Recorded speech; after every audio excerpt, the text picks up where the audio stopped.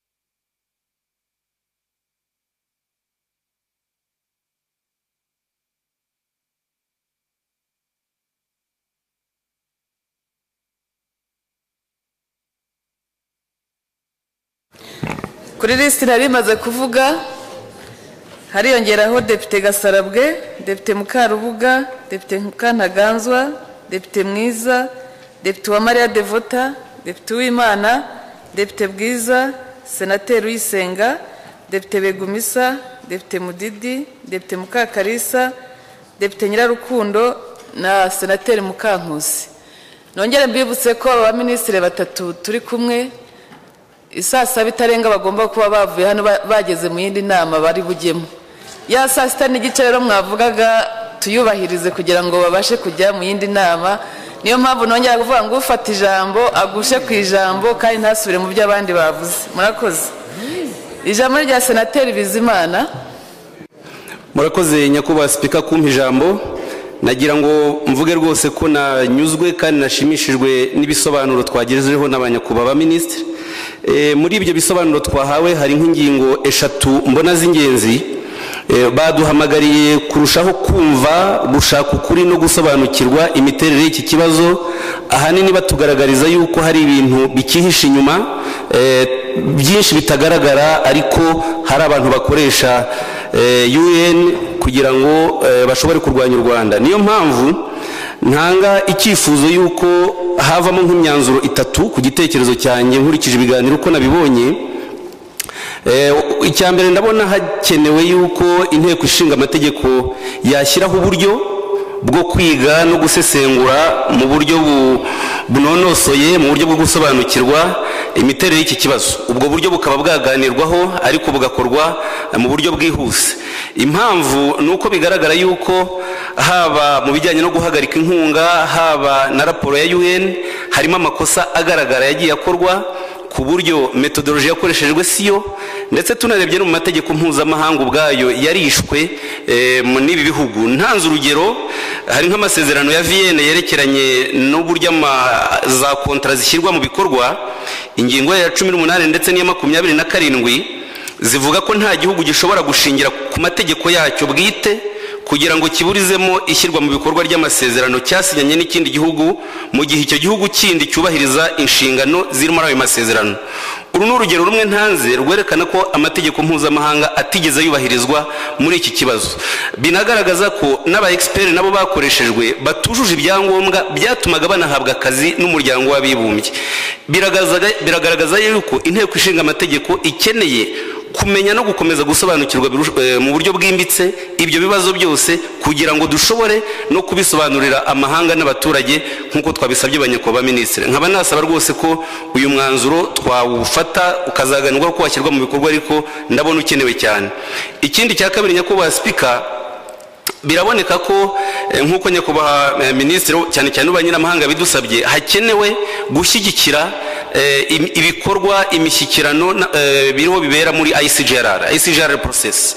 Ibi bigashyigikirwa bikaba nabyo mbona ari ikintu cyangombwa. Ikindi kiboneka nuko mu buryo bw'umuryango w'abibumbye iyi raporo idakwiye gushingirwaho inteko ishinga amategeko, nkaba mbona bitewe n'amakosa agaragaramo ikwiye kwamaganwa mu buryo bugaragara. Ntizimbye mu magambo, ibitekerezo byanjye byari byo mu magambo make nyakubahwa Speaker. Murakoze. Murakoze nyakubahwa. Ijambo rya depite Mukayijore. Ndabashimiye nyakubahwa Speaker kumpa ijambo. Ndagira ngo nshimire abanyakubahwa minisitiri ku kiganiro kizatugejejeho badusangiza amakuru, bityo tukabasha natwe nk'abahagarariye abaturage kuzabasangiza amakuru y'ukuri. Ariko nyakubahwa Speaker, ndagira ngo mvuge ko inteko ishinga amategeko ifite amatsinda y'ubucuti n'izindi nteko.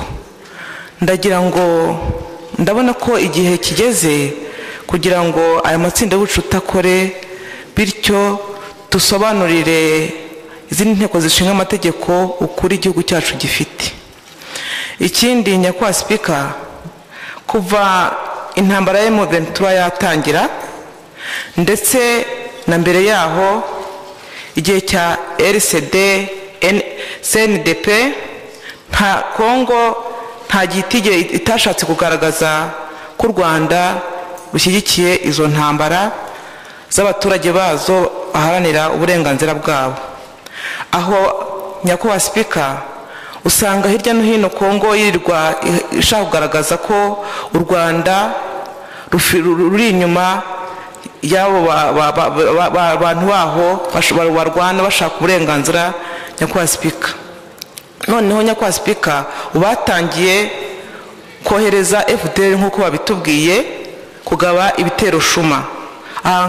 Mbaza nyakubahwa sipika kandi manza nshimira ingabo zacu uko zikomeza kwitwara zirwanya biriya bitero badutera, uburyo babyitwaramo ndetse n'ubushishozi bakoresha, ntibakurikire bariya bagabye ibitero hano ku butaka bwa Kongo, kuko urebye usanga Kongo ari umutego iduteka. Kongera twibukiranye ibyo twari twavuze mwo gusubira mu kiganiro ba minisitiri baduhaye nyakubahwa. Murakoze gushaka igitekerezo nyacyo ariko mudasubiye mu byo ba minisitiri bavuze. Murakoze nyakubahwa sipika, ahangaha ndimo ndibaza nibikomeza gutya igihugu cyacu nta ngamba zigifite cyo kugira ngo kirege Kongo. Ndabashimira nyakubahwa sipika. Murakoze nyakubahwa. Ijambo rya Depite Kaboneka. Murakoze Madame Speaker. Najya mbere na mbere nshimire ibimaze gukorwa byose na leta yacu n'izindi leta muri aka karere k'ibiyaga bigari mu rwego rwo gushaka umutekano muri Kongo. Nongere nshimire leta yacu n'abanyarwanda muri rusange aho tuvuye n'aho tugeze, ku buryo tugeze ku rwego rwaho nubwo bahagarika inkunga tutabura kubaho kandi tugakomeza tugatera imbere. Numva ari n'imbaraga twashingiraho tuvuga ngo niba n'ibyabaye kuva 94 twarashoboye kubivamo tukaba tugeze aho tugeze, n'ibiri imbere tuzabitsinda kandi tugakomeza tugatera imbere. Ikindi nagira ngo mvugeho, ngira ngo nk'uko babidusabye ba nyakubahwa ba minisitiri, dukwiriye gushaka uburyo bwihutirwa nk'inteko imitwe yombi. Icya mbere nk'uko Bizimana yari amaze kubivuga, senateri tugashaka uburyo nk'uko ba minisitiri babidusabye bwo kwegera abanyarwanda cyangwa kuganira n'abanyarwanda kuri iki kibazo no kukigira icyabo, bakumva ko akimuhana kazi imvura ihise, tukumva yuko tutazatungwa n'amahanga, tugomba kwitunga kandi tukibeshaho. Nkumva nk'abantu bahagarariye abaturage twashaka umwanya tugakora gahunda yo gukora iki gikorwa mu maguru mashya. Ikindi tukarura uko tunahaguruka tugafatanya n'izindi nteko zishinga amategeko dusobanura ukuri kwacu kuri iki kibazo, kugira ngo two guhora buri gihe ari twe tuba insina ngufi baba bashaka gucaho urukoma buri gihe cyose. Murakoze. Murakoze nyakubahwa. Ijambo rya Depite Mukayuhi. Murakoze nyakubahwa Presidente w'umutwe w'abadepite kumpa ijambo. Cyambere mbanza kwishimira ni resilience y'abanyarwanda, ubuyobozi bwacu bwiza budahubuka, ufite kwitonda, gushishoza, baratuhungabanyije ariko nukuri turabashimira yuko mwabyihanganiye kandi situation ikabigaragaza yuko koko tugiye kujya mu nzira y'amahoro. Cyo ni ikintu cyo gushima kandi ntabwo ari ikintu cyoroshye. Cya kabiri nashaka kubaza kubyerekeye iriya attitude yuko usanga hari iriya conspiracy y'ibihugu ku Rwanda. Je nibaza ngo ese mwaba mufite amakuru inteko zishinga amategeko za biriya bihugu zaba zizi ibibazo byose, zaba ziri informed nabo baduhagarikira izo za yede, inteko zishinga amategeko z'ibihugu byabo mwaba mufite amakuru y'uruhare rwazo mu bibera muri iki gihugu cyacu? Ikindi wenda nashakaga kuvuga ni ukuvuga ngo iyo diplomatie parlementaire yo gusobanura, nanjye nemera numva nifuza ko yahera muri aka karere kacu mu abanyafrika tukabanza tukegeranya tugakemura ibibazo byacu, kuko mukuri uko tubibona ni twebwe tuzikemurira ibibazo byacu kurusha wenda uko duhamagara abo bandi, kandi abo bandi ari bo badutera ibyo bibazo. Ikindi cya nyuma nshaka kubaza, ese iriya mekanizme ya iriya ICJLR irashyigikiwe na biriya bihugu nyine by'ibihanganye na UN bidukatira dukatira izo mfashanyo cyangwa se barashaka kubyikorera cyangwa barashaka kutuvangira, nagira ngo mbisobanukirwe. Ariko ni ukuri ndarangiza nshimira Imana yuko intore itaganya ishaka ibisubizo, kandi rwose abanyarwanda twese dufatanyije ndumva nta kizaduhungabanya. Murakoze. Koze nyakubahwa, ijambo rya Depite Rwaka. Murakoze nyakubahwa Speaker. Byukuri mwadusabye kuvuga make kandi byo nari mfite byinshi byavuzwe, ariko nsigaranye kamwe ko kwibaza kuri bariya kuri ziriya raporo zitangwa cyane cyane navuga raporo nk'izi raporo nyakubahwa Minisitiri w'ingabo yigeze gukomozaho za biriya bihugu 11 bigize region yacu, kuki zidahabwa agaciro? Mbese twabasaba iki kugira ngo barusheho gutanga nabo raporo, kuko barabikurikiranira hafi, bari kumwe bari kuri Goma, bari muri region, numva ahubwo aribo bari bagiye guhabwa agaciro muri no minsi kugira ngo ibyemezo byabo bagaragaje cyangwa raporo batanze zihabwa agaciro. Naho nyakubahwa Speaker, ibindi byose byavuzwe. Murakoze. Murakoze nyakubahwa, ijambo rya Depite Mukamurangwa. Murakoze Madame Speaker ku ijambo. Ahari wenda nyuma y'ijambo rya Honorable Senateri Jean Damascene nari gukuraho ijambo ryanjye kuko numvaga ibyo yavuze nanjye mbigize ibyanjye, ariko hari ikibazo nshaka kuvuga. Cyambere nanjye ndashimira abaminisitiri baduhaye, nta nubwo nabyita ibiganiro, baduhaye amakuru afatika ku bimaze gukorwa kandi hashize igihe kirekire, kandi mbabwira yuko nabo tubashyigikiye, tubari inyuma igihe cyose, kuko imirimo bakora turayishima. Nagira ngo nshyigikire uburyo imishyikirano iki kibazo cya Kongo cyagarutse mu karere k'ibiyaga bigari muri biriya bihugu 11, kuko mu by'ukuri ibihugu 9 bituranye na Kongo nibwira ko ari twebwe ikibazo kireba bwa mbere kurusha n'andi mahanga, kurusha na UN. Ibi rero uyu murongo bagihaye nkumva nanjye mwemera kandi dukwiriye kuwushyigikira. Ndabashimira uburyo bitwaye, ubushotoranyi bushobora kugaragara mu bihugu by'abaturanyi, ariko tukihagararaho tukabanza kugaragariza amahanga yuko nta ruhare tubifitemo. Nkanashimira yuko biriya binakomeje mu by'ukuri batubwiye ko u Rwanda tutazashobora gukomeza kwihanganira kuvogerwa niba batabyumvise, kandi byo niko u Rwanda dusanzwe tubyitwaramo. Ariko hari igitekerezo cyagaragaye yuko bifuza yuko M23 yavanwa hariya ikajyanwa, nubwo batumva neza ko M23 ari abanyekongo, ariko ndibwira yuko ubwo Uganda iri mu mishyikirano kandi ifite urugero rwiza ishobora guha Kongo. Igihugu cya Uganda gifite abanyarwanda batuyeyo bavuga ururimi rw'ikinyarwanda, muri constitution yabo bemera yuko ari abanyarwanda, ko ari abanya-Uganda bavuga ururimi rw'ikinyarwanda. Ndibwira yuko ibyo nabyo bakwiriye kujya babishyira imbere, bakagaragaza urwo rugero rwiza rwa Uganda ifite nk'umuhuza, nayo ikaba yabishyira imbere ikabigaragaza, nabo bagafata urwo rugero. Ikindi nuko aho kugira ngo basabe M23 iri mu gihugu cyabo, aho kugira ngo basabe ngo M23 igende ije mu majyaruguru ya Kongo, ahubwo natwe u Rwanda dusabe FDLR abariyo n'abayigize ni impunzi n'abasirikare bagiye bakoza amarorerwa muri iki gihugu. Amategeko mpuzamahanga mu bijyanye n'impunzi ubundi ateganya yuko izo mpunzi zitagomba kujya hafi y'igihugu bahunze. Kuki twebwe tutahindura ahubwo tukaba twebwe dusaba ngo baba aribo bajyanwa muri north ya Kongo, aho ngaho bifuza ko M23 ni igitekerezo, kuko twebwe batari hafi yacu bakajya muri ayo mashyamba, ngira ngo ibibazo byacu twabijera politikoma, ntitujye kugaragara ko duhanganye nabo, ko ariko kose nuko badutekerereza kandi ntibanadushotore.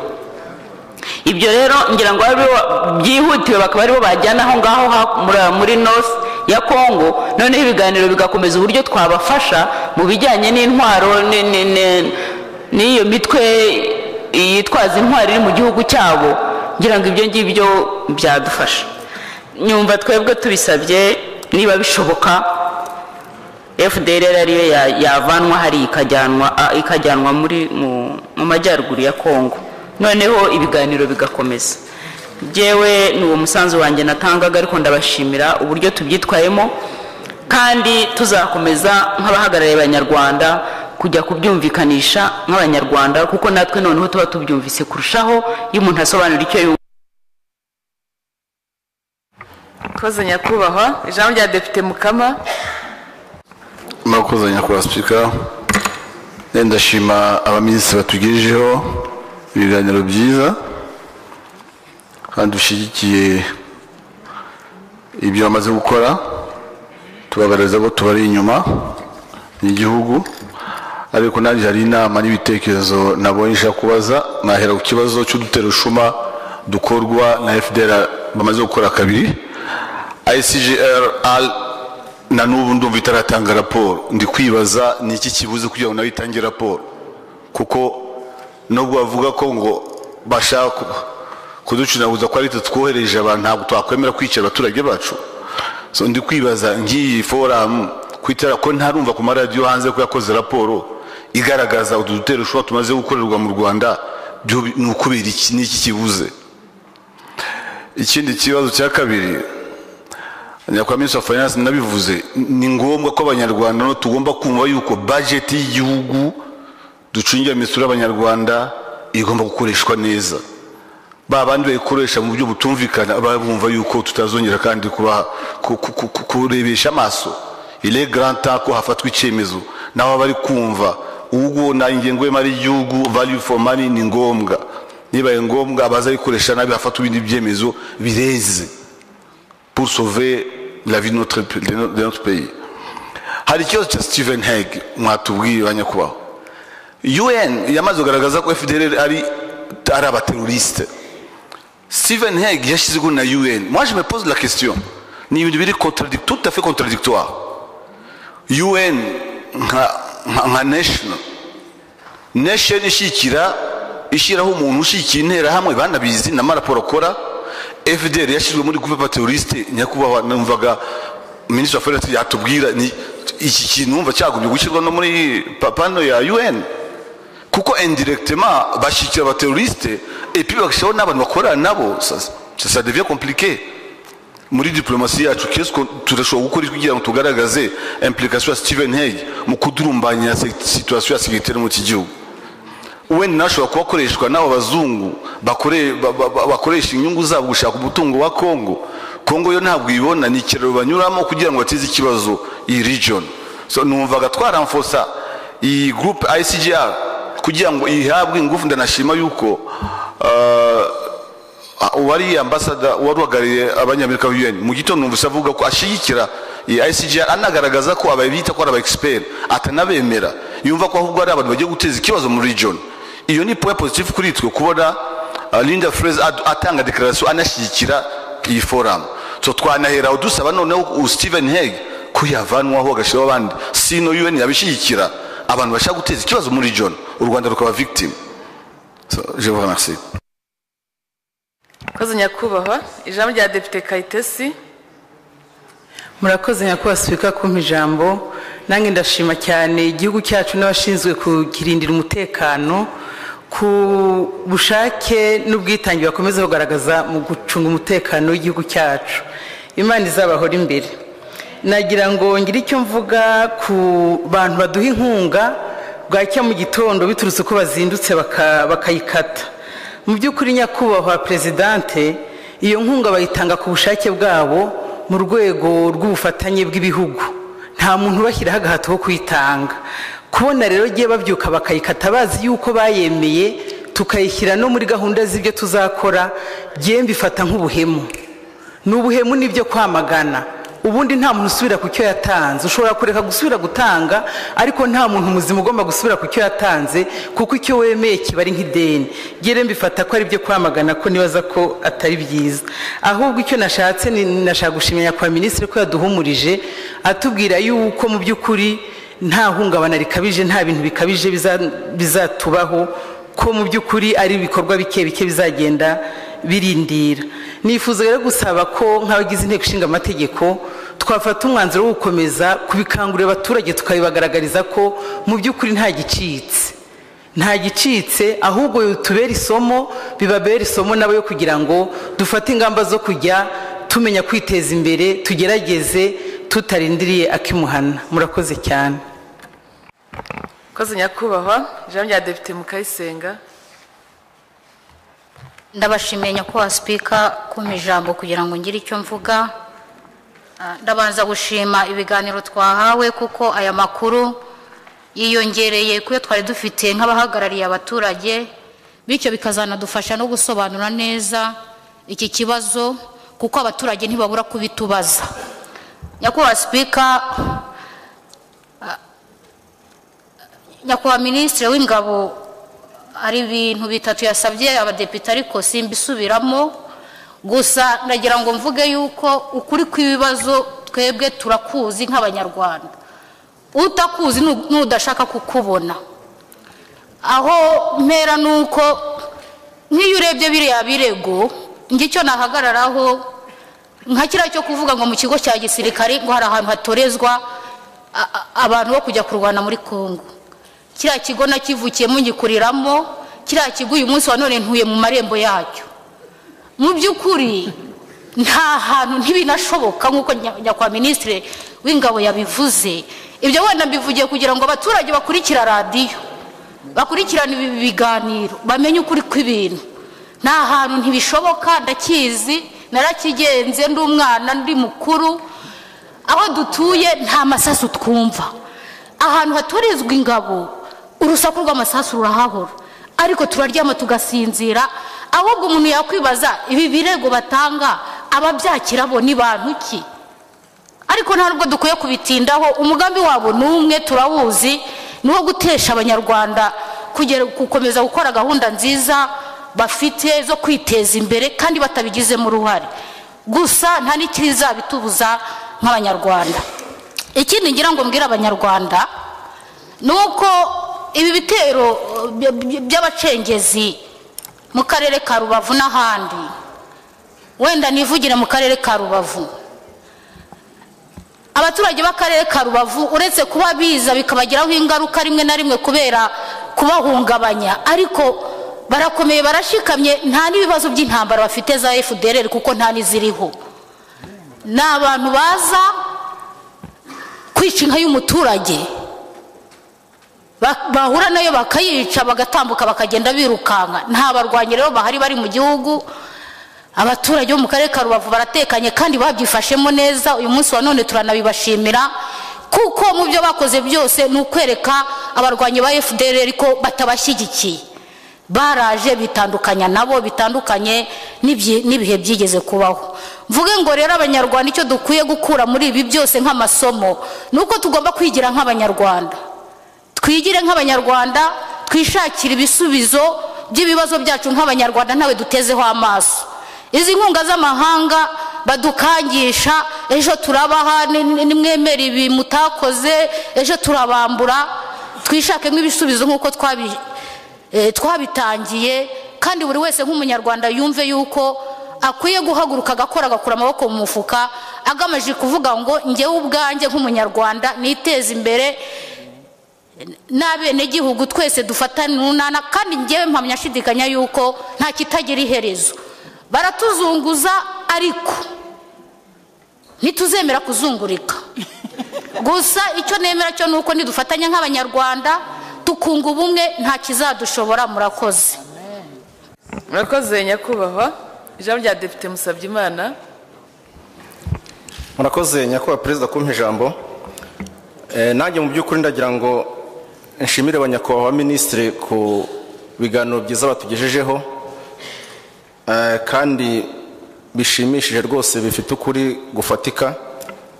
Twungukiyemo byinshi ku bivugwa mu burasirazuba bwa Kongo.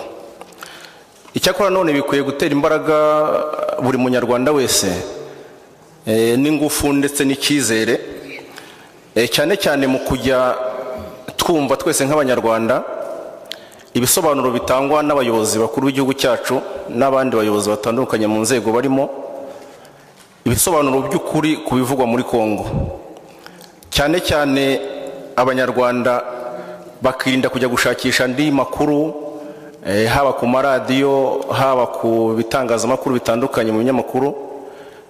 Sinshaka kuvuga ko abantu batasoma cyangwa batakumva radiyo, ariko mu by'ukuri bagakuramo ibifatika bizima aho kumva ibitangazamakuru n'amaradiyo, cyane cyane ko bamwe muri bo cyangwa bimwe muri byo bitangaza ibyo byishakiye kubera inyungu bafite muri politike ndetse no mu bucuruzi butandukanye. Nkaba rero mu by'ukuri nkangura abanyarwanda kumva neza aya makuru afatika kandi agezweho y'ukuri abayobozi baba baduhaye. Ikindi nshyigikira imyanzuro yatanzwe na Senateri Bizimana Jean Damascene, byavuzwe kandi njye nayishyigikiye, twayishimye. N'amasomo dukwiye gukuramo nk'abanyarwanda mu byavugiwe aho ntago nyagarukaho, cyane cyane mu kongera umusaruro no gukora cyane kugira ngo twime amatwi n'abaterankunga bazigize ibikangisho. Ariko no dukwiye kwishimira ko u Rwanda rwatowe muri aka kanama gashinzwe amahoro ku isi. Kera nacyo ni ikimenyetso gikomeye, ni ikimenyetso gikomeye kuko ibihugu bimwe na bimwe ntibyabishakaga, kandi twaratowe dutorwa neza n'amajwi menshi. Ikiro ni ikintu dukwiye kwishimira cyane nk'abanyarwanda. Ariko nanone nubwo ari icyizere, ni n'ikindi kimenyetso kigaragaza ko ya maraporo badutangaho atariyo. Ibyo nabyo ni ikimenyetso kibigaragaza. Tukaba rero tugomba kwamagana twivuye inyuma ziriya raporo z'ibinyoma z'impimbano zidasesenguye, dusaba ko n'ibindi bihugu biri mu karere ndetse na Afurika yose n'umuryango mpuzamahanga wakwamagana biriya birego. Ibindi byavuzwe kandi mwatubwiye kuvuga make. Murakoze nyakubahwa Perezida. Murakoze nyakubahwa. Ijambo ni rya Depite Ngabo. Murakoze nyakubahwa Perezida. Ndashimira naje ibiganiro banyakubahwa Minisitiri batugejejeho, ariko nanshimira n'imirimo yakozwe kugeza ubu kuri iki kibazo cya Kongo, ari yakozwe na guverinoma yacu, ari ndetse n'iyakozwe n'ihuriro rya biriya bihugu by'ibiyaga bigari.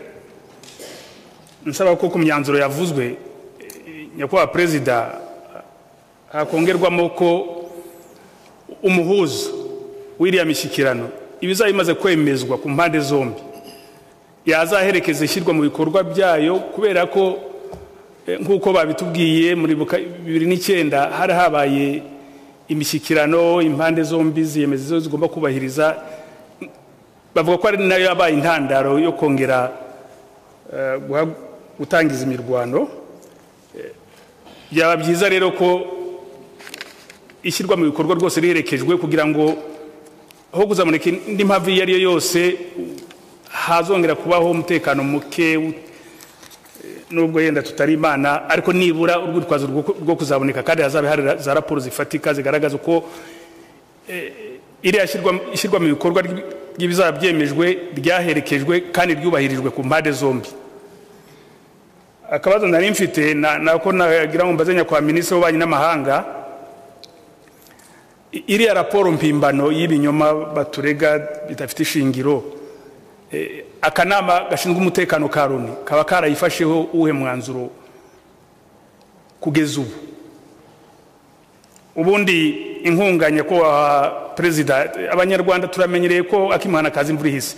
Muri 2003 aho abaterankunga bavuga ngo tuye matora byanze bikunze kandi twari tubyiteguye ngo bazadutera inkunga, twabonye ibyabaye, barazihagaritse ariko amatora yarabaye ku bukorerabushake, ku bwitange bw'abanyarwanda. Abanyarwanda rero kubegera bizatworohera kandi ngira ngo bamaze kumva ko ari bo bashinzwe iterambere, imibereho yabo ari abanyarwanda mbere na mbere bayishinzwe. Murakoze nyakubahwa Perezida.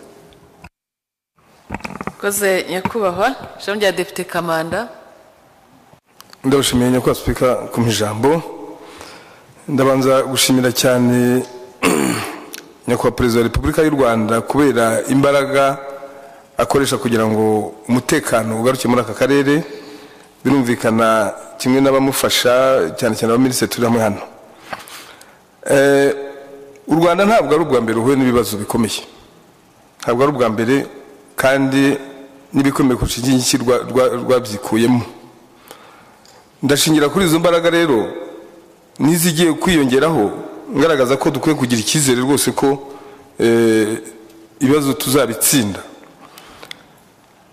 kandi ntituri twenyine. Nyakubahwa Spika, nimugoroba nasomaga televiziyo ya Al Jazeera yagiranye n'uwahoze ari umunyamabanga wa leta wungirije ushinzwe Afurika muri Leta Zunze Ubumwe za Amerika. Umunyamakuru yamaje ati iyo raporo warayisomye? Aravuga ati narayisomye, ibimenyetso birimo ntibyafatwa nk'ukuri. Arongera aravuga ati sinzi n'impuguke zakoze iyo raporo izarizo. Yashaka kuvuga ati aho hantu mvuye ejo bundi izo mpuguke ntasize zikaba zije ejo bundi mpavuye zikitwa impuguke zikakora raporo igashingirwaho. Barongera bamubwira bati hari abandi uwamusimbuye wungirije ushinzwe Afurika n'umugore witwa Bari, intumwa yihariye mu karere k'ibiyaga bigari, ati bemeza ko Perezida Kagame afite uruhare muri M23. Yababwiye ati ni ryari Bari Wakeri na Johnny Carson baheruka Igoma? Aravuga ati ntibigeze bajyayo. Nuvuga ngo bemeze n'ibyo biyicare hamwe batigeze bagera naho bashinzwe gukorera. Ariho rero dukwiye gukura n'umwanzuro wo kwamagana iyo raporo, kandi uyu muntu nkamufata nka personne de ressource wazadufasha.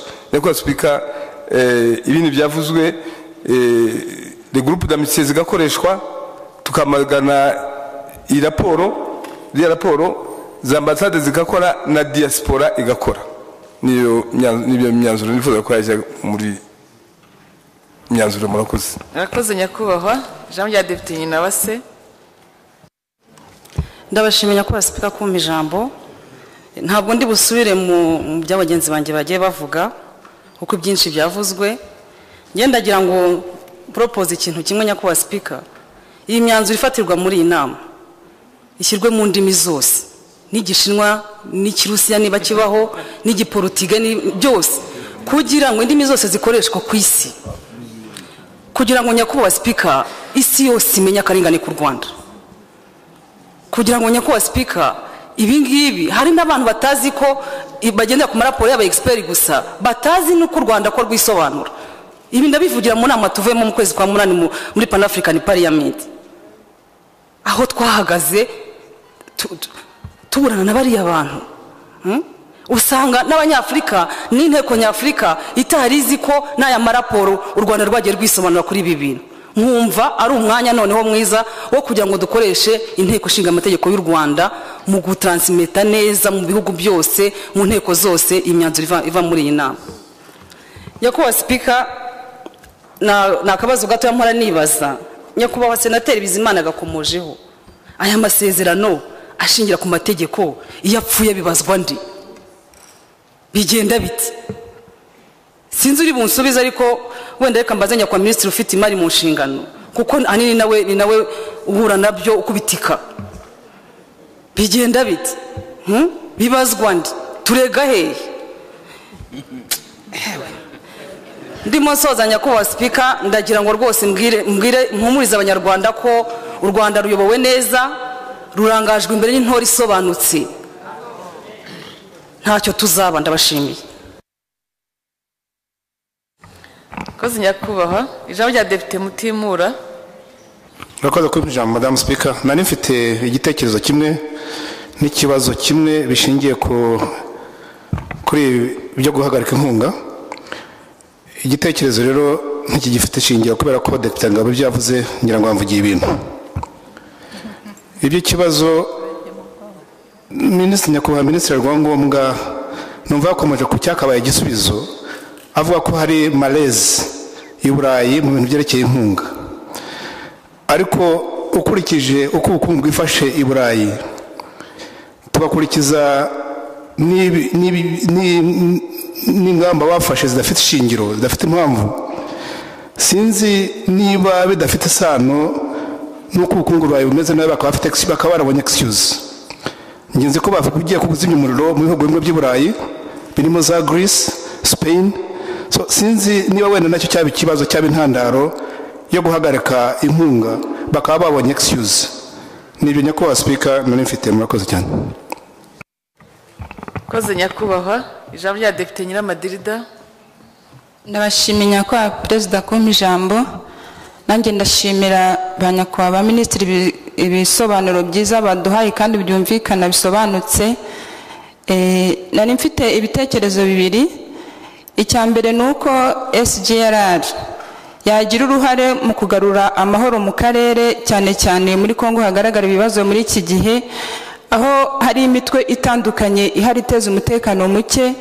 muri uko gushaka rero amahoro arambye mu karere, numva nubwo M23 ariyo iri imbere kubera ko yagaragaje imbaraga, iyo mitwe yose yahuzwa kugira ngo umuti ushakirwe hamwe, noneho haboneke igisubizo kirambye. ikindi gitekerezo cya kabiri nari mfite nyakubahwa perezida, birababaje koko kuba UN inayegereranya nk'umubyeyi ufite abana babiri, ariko bagira ibibazo ikareba ikibazo cy'umwe ikindi ntikirebe. UN rero ni umuryango w'ibihugu byishyize hamwe, wari ukwiye gufata ibihugu byose biri muri uwo muryango kimwe, ukagaragaza ubushake bumwe mu gukemura ibibazo bifite. numva rero uyu muryango wari ukwiye kureba uburyo wakemura ibibazo by'ibihugu uko bifite ibibazo, uko ari ba membre, ariko rutabogamye. sinibaza ukuntu yakwakira ibisobanuro by'uruhande rumwe ntirwakire ibisobanuro by'urundi ruhande. aha natanga urugero kuba uyu munsi yahaguruka igafata ingamba nk'izifata uyu munsi, itarigeze ifata ingamba kuri FDLR iri muri Kongo, kugeza na n'uyu munsi tutazi stati FDLR ifite, niba ari impunzi niba ari iki ntabwo tubizi. yakagombye kugaragaza stati bariya abantu bafite, kandi nk'uko abambanjirije babivuze, niba ari impunzi koko zigatuzwa kure kandi zikakwa intwaro. numva rero nyakubahwa perezidante twasaba ko rwose nacyo cyakwitabwaho, ndetse kikaba natwe nk'aho ari ikirego twayirega, kugira ngo bari abantu bakomeza kuduteza umutekano muke tumenye stati yabo uko bari. nkumva rero narangiza shimira abanyarwanda ko hari ibikorwa byinshi by'indashyikirwa bakoze kandi bakabikora neza. nidukomereza aho ngaho tukabikora mu bumwe mu bufatanye, tuzabaho kandi tukabaho neza, tutazapfa. murakoze. koze nyakubahwa ijambo rya depite Bazatoha. murakoze nyakubahwa perezida kumpa ijambo. nkagira ngo nanjye vuba nshimire ba nyakubahwa minisitiri informasiyo nyinshi nziza baduhaye. ngira ngo mbere yo kubaza n'ikibazo cyanjye bwite, mbaza ikibazo umuturage yambajije mu mwanya kuri SMS. umuturage w'Imusanze yambwiye ngo ariko ibyo bintu byose batubwira ngo babigejeje no kuri Loni, ngo mwabasobanuriye nyakubahwa minisitiri w'ububanyi n'amahanga ngo ni bande tubangamiye by'umwihariko muri aka karere bituma birengagiza ukuri kwambaye ubusa bakatugeraho iriya charnement mauvaise foi na harcèlement idahagarara. icyo ni ikibazo cy'umuturage.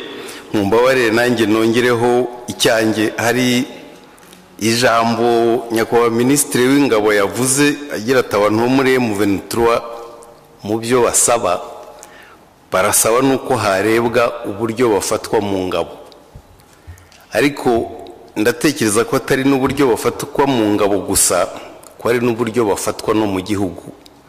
ubwo kiriya kibazo cyabari abantu bavuga ikinyarwanda bo muri kariya karere kingana na independence ya Kongo, kimaze imyaka irenze 50. intambara ya mbere yiswe Kanyarwanda yabaye muri 64 ntiyari iturutse ku Rwanda. uko kuntu bafatwa mu ngabo, uko kuntu bafatwa mu gihugu, uko kuntu basa naho badafite ubwo burenganzira bubagira abanyekongo nk'abandi, bagahora bagerageza kuburwanira igihe cyose, kuki cyo kidashyirwa imbere ngo kiganirwe. iyo urebye muri kariya karere ukareba muri statistique baduhaye, usanga ku bihumbi 20 by'impunzi zahunze kuva mu kwezi kwa 4 kugeza mu kwa 7, kuri ibyo bihumbi 20, 19,500 byavuye hagati ya Ngungu na Kirorirwe na Kicanga bihambwe ukagaruka imushaki ni ahantu hatuye abanyarwanda gusa kandi icyo gihe ntabwo ariho M23 yarwaniraga harwaniraga interahamwe n'ingabo za Kongo kandi n'abahunze biragaragara ko ari bo bahunze batahungaga M23 abo bantu bafite akarengane kajyanye n'ubwenegihugu bwabo n'uburenganzira bafite ku gihugu cyabo ku y'icyo kibazo cyo atari cyo gishyirwa imbere bigasa naho ari amateka tuvuga tuyahera nyuma ya jenoside n'abantu bahungiyeyo nyuma yayo nkaho mbere y'icyo kibazo kitabagaho kandi nta na rimwe kitigeze gitera ibibazo muri kariya karere. Murakoze nyakubahwa perezida. Murakoze nyakubahwa. Ijambo rya Depite Begumisa. Murakoze nyakubahwa Speaker. Nanjye ndashimira ibiganiro twahawe. Nanjye nasigaje ikibazo kimwe n'akandi gatoya. Nyakubahwa Speaker. Ndabona njyewe ikibazo cyanjye kugira ngo nsobanukirwe neza mu by'ukuri uburyo abashaka amakuru cyane cyane nka kariya kanama ka Loni n'abandi uburyo babona amakuru bayakura he kuko ndatekereza yuko mu mategeko ayo yose yabaho amategeko ayo yose yabaho ubona amakuru bashobora kuba bayavana ku muhanda cyangwa se muri criminals ubona cyangwa se deserters ubundi aho ngaho bashobora kuva amakuru ashobora gufasha abantu kubona ukuri wenda kugira ngo bibafashe ariko ubona amakuru babonye ariyo bandika nk'ukuri so ngiye nkumva ikindi kibazo gikomeye cyane mu rwego rw'amategeko ntekereza yuko ngira ngo ahubwo kera kabaye u Rwanda rukwiye kuzafasha na Loni kwiha agaciro kubera yuko hano abakura amakuru hateye isoni kandi ubona Loni tuyirimo twese tuyirimo ni ukuvuga ngo ibyo ikora twese bizajya bitwitirirwa nkumva rero ngewe iki kintu aho umuntu ashobora kujya muri gereza cyangwa se kureba umudizata cyangwa se akareba umuntu wirukanka ku muhanda wahunze igihugu cye byanze bikunze ntabwo umuntu ashobora kuvuga igihugu cye nabi amenya neza so ukibaza ukuntu nihindukire igafata amakuru nk'ayo ikaba rero yandika nk'ukuri uku ni ukwitesha agaciro bigaragarira buri wese nkumva rero ngewe ngira ngo njye numva igitekerezo mfite nuko dukwiye no kugira n'umugambi wo kuzafasha Loni kwiha agaciro ikindi nyakubahwa Speaker nyakubahwa Minisitiri w'Imari yatubwiye uburyo amasezerano akorwa tuba twaragiranye amasezerano n'ibihugu ariko mu masezerano abateganya iteka uko ibintu bigenda y'uruhande rumwe rwishe amasezerano nagira ngo mbaze niba ari intambwe yatewe kugira ngo tunumve n'izi nkiko ziba ziteka ziri mu masezerano ese iyo bantu twagera kuri urwo rwego rwo kuba twagaragaza uwo twagiranye amasezerano nawe akayica tugatera intambwe akajya mu rukiko noneho akisobanura cyangwa tubirekera ngo gusa kumva ngo ni politiki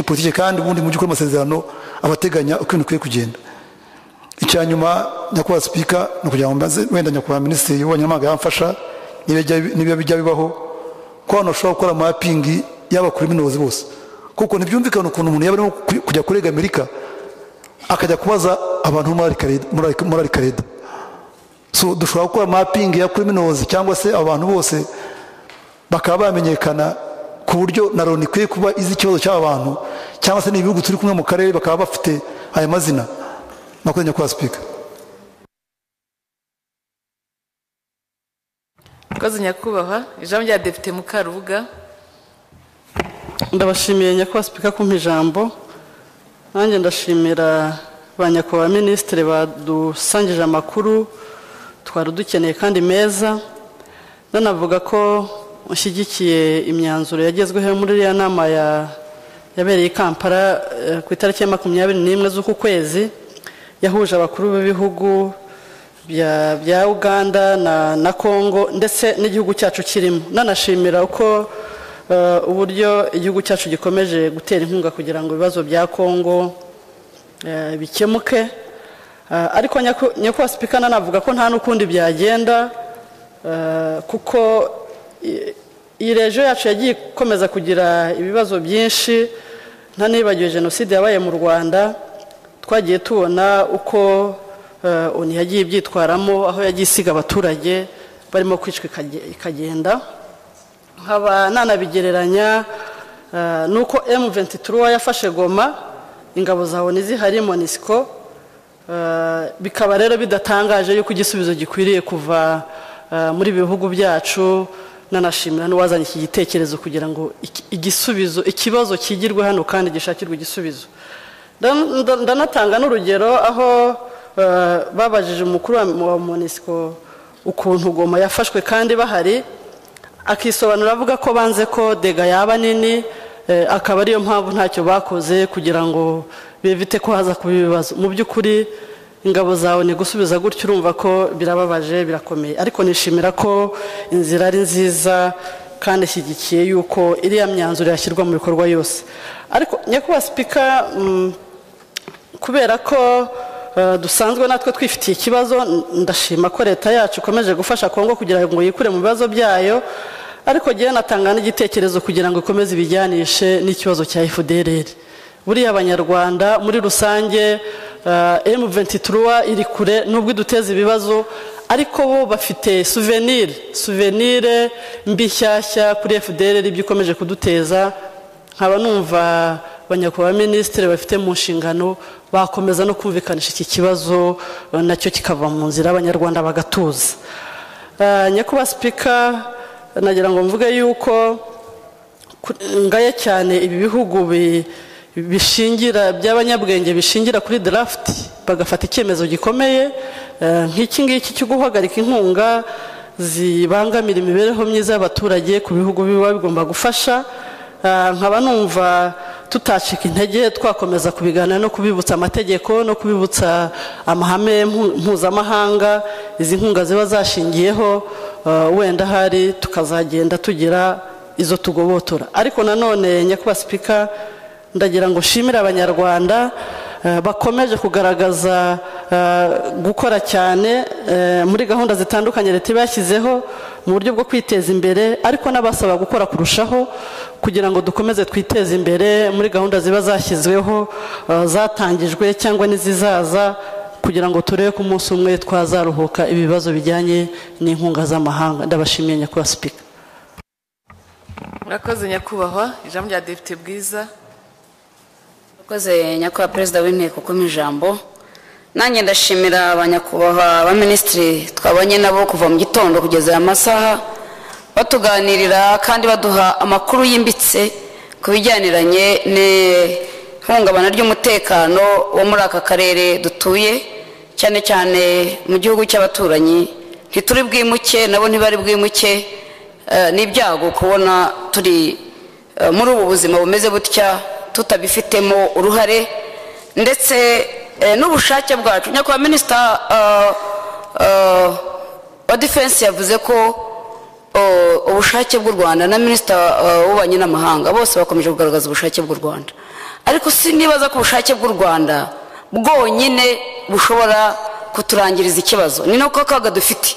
Ubona iyo byashobokaga ko ubu bushake dufite burenze 100% kugira ngo burare burangije ikibazo, yanashoboka ko cyari kuba cyararangiye kera. Ariko ntibiri buduce intege, turavuga ngo ineza itsinda ikibi uko byagenda kose. Biratinda, biraruhanya, ukuri kuratinda, ariko kugera ahantu kugashinga imizi.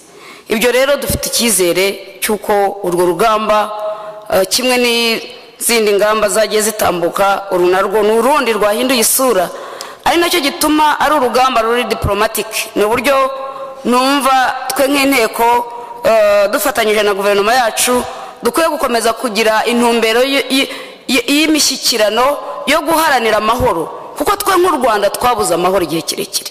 Ntabwo rero twakongera ngo twongere gukurura intandaro iyo ariyo yose yatuma abanyarwanda bongera kubura amahoro, kuko abanyarwanda iyo babuze amahoro nta majyambere twagira, nta nubwo twabyirata, ahubwo twabigayirwa, kandi dushinzwe kubaha ibibahesha ishema n'agaciro. Iki ni cyo gihe tugezemo cyuko amakimbirane ari muri kiriya gihugu nabyita nk'aho ari nk'impamvu zango the objective conditions zaho z'ibibazo bwite bibakomokamo bimaze igihe kirekire, bigeze igihe cyaho bibaruka, bimeneka, bibomoka, biturika, tudafite kinini turubikoreho. Ariko umusanzu wacu wo gukomeza gutanga icyerekezo cy'imishyikirano ni ingenzi, aho bikama no kwibaza ese twaba muri internationally accepted and recognized nyakubahwa speaker abanyakubahwa turi kumwe ko turimo guharanira amahoro ku isi, turimo guharanira amahoro za Haiti, tugaharanira amahoro muri Africa,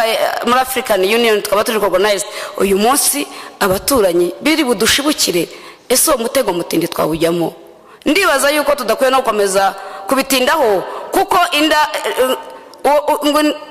muti murimo kwanga ntiwawuha sinzi ikiguzi wawa kugira ngo gukunde. Niho ikibazo rero kiri, uru rugamba icyatumye muri 1994 international community yirengagiza ibibazo u Rwanda rwari rufite. Ni nayo ntandaro, ni nayo nkurikizi, ni nazo ngorane amajyambere u Rwanda ruho rwinjiramo ntabwo anejeje benshi, ariko nta kundi twabigenza, turakomeza tuyaharanire kuko na yacu kandi ni twebwe bene kuyakora. Ndumva rero giye nta n'ikibazo mfite, ahubwo nagira ngo nshimire guverinoma y'u Rwanda urugamba murimo, natwe turi kumwe namwe duhagarariye abanyarwanda kuko nicyo duharanira. Ndagira ngo gusa twanzure tuvuga ngo twebwe nk'inteko tubaye challenged muri information mu makuru baduhaye, tugomba guhagarara tukamenya kwipositiona kugendana na guverinoma kugira ngo abanyarwanda bakomeze bagire amakuru akwiriye. Ariko ahangaha tunabyemeze tubivuge, abanyarwanda mu giturage cyacu nta kibazo bafite, baratuje, baratekanye, barahinga, barashyiramo inyongera musaruro, production is high. Nyakubahwa minister, biriya biraza kudukiza dependence. Ngira ngo rimwe na rimwe tujye tureka abantu banatwange kuko bidusunika. Rakoze nyakubahwa.